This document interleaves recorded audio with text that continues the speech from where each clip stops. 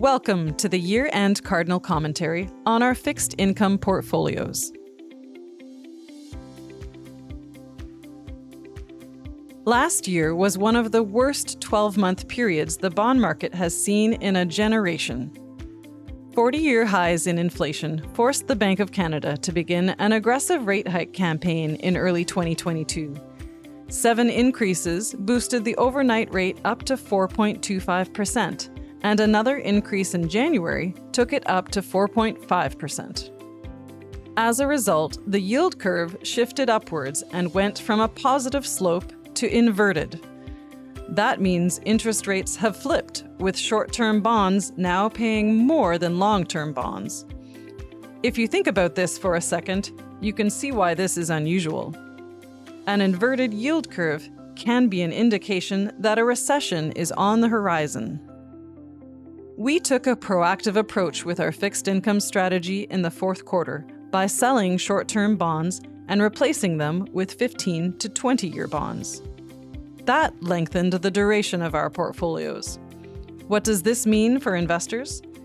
It will dampen the negative impact if bond yields start to come back down. President and Chief Investment Officer Evan Manser says the increased duration puts the fixed income portfolios in a better position for the future. Coming into this inflationary period, we had a very low duration. So in other words, bonds that were pretty short term because we were worried about, as Warren Buffett says, picking up pennies in front of a steamroller. And since that has occurred, we have made a bit of a shift in the portfolio, and we sold some 1-year bonds and bought some 15, 16, 17-year bonds. So we pulled the duration up from about 2.7 to the high 4s, which gives us a little bit of what we expect will give us a little bit of that traditional offset that the bond portfolio can play with equities. If we have a recession, we would expect rates to come down on the long side. That actually moves the value of those bonds higher, which we could spend another 20 minutes talking about how that works.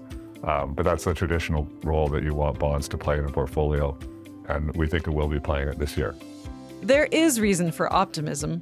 First, we believe most of the run-up in bond yields is now behind us. And second, high-quality bonds are much more attractive, with yields surpassing 4 and even 5%. And why do we do all this? Because it works. And that's our year-end Cardinal Commentary on our fixed income portfolios. Thanks for joining us.